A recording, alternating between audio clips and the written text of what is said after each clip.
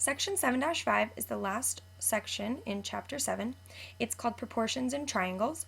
We're going to actually rename this section the lefty-righty section based on the theorems that we're going to cover, and I'll explain what that will mean, but we are going to call it the lefty-righty section. At the top here, we just have a recap of the properties of proportions that we covered in 7-1. So they're all outlined in the 7-1 notes as well. This is just here because we're going to be looking at how we can change around these proportions and still have them be equivalent. So we have the theorem 7-4 is called the side-splitting theorem. So I'm just really going to make this as basic as it is.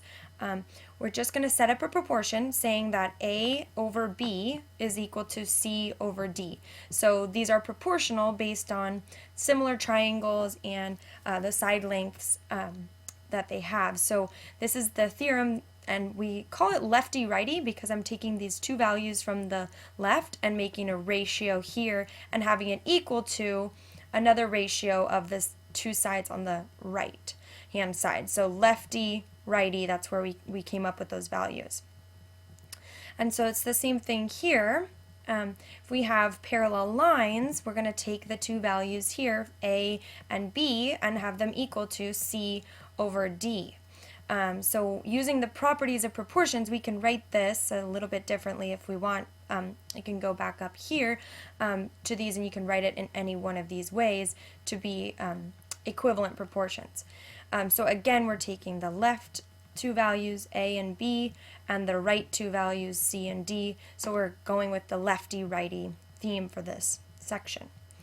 Then the final one is when you have a triangle with an angle bisector. So you're going to have this angle bisector up here on the top, and you're going to have A over B equals C over D. Again, lefty, A over B, righty, C over D. And these are equal in both of these.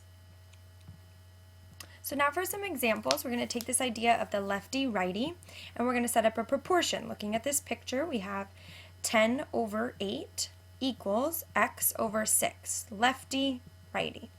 And then when we go ahead and cross multiply, we get 8 times x, 10 times 6 is 60, so x is equal to 7.5.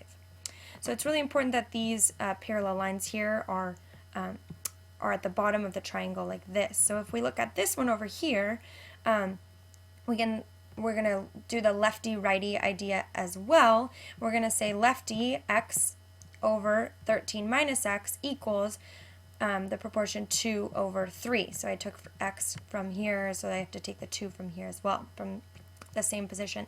So I'm going to get, again, the lefty-righty. I have 2 over 3 equals x over 13 minus x. Go ahead and cross multiply, and I continue to solve, and I get x is equal to 5.2. Please pause the video now and try the next two examples on your own, and then press play to get the answer. So again, for this one, we have the lefty-righty idea. So we have these 6 over x equals 8 over 3, the lefty-righty. So we just cross multiply, we get 8x is equal to 18. When we solve for x, we get x is 2.25.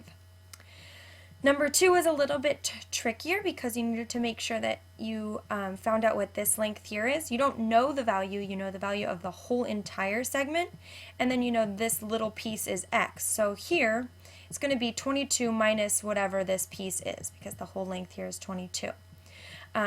Then you set up your proportion, so you have the lefty-righty. So you can say, all right, x over 22 minus x equals 3 over 8.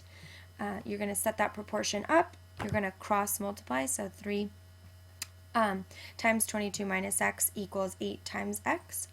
And then you go ahead and solve, and you get x is equal to 6. If you have these two switched, that's okay. It can be the righty-lefty as well. So then you just solve and you get x equals 6, either way, even if you were to have switched them, like I said. So if you could just pause the video now and try these next two examples on your own also. Great, so in this first example, if we were to imagine that this angle was up at the top here, we could go with the righty-lefty idea again. So we're just kind of like flip this over, and then these would be on the left here, 12 over x, lefty, and then equals righty, so 10 over 5. So we have the righty or lefty-righty. So 12 over x equals 10 over 5, and we go ahead and solve, and again we get x equals 6 here. And then on this one, again, we can imagine that this is up at the top. We could actually flip this over, or we could, if you can imagine that, you could redraw it or flip your paper around. I'm not able to do that here, but these would be on the left here, so we'd have 8 over 10 minus x, and then equals 6 over x. So again, this is just like in the example above. You have this whole length is 10, you know this little piece is x, so you know that what's left over is going to be whatever 10 minus x is, so you can name this here. So we do the lefty-righty, 8 over 10 minus x equals 6 over x. Go ahead and solve that, and cross multiply, and you get that 14x is equal to 60. And it looks like my picture got a little cut off here, but your final answer when you've simplified, it can be x equals 30 over 7. So you just simplify that fraction, or you could put it into your calculator and get a decimal approximation. So hopefully this section will not be too complicated. If you have questions, please leave them on the Google form, and I'll also answer questions in class. Thanks.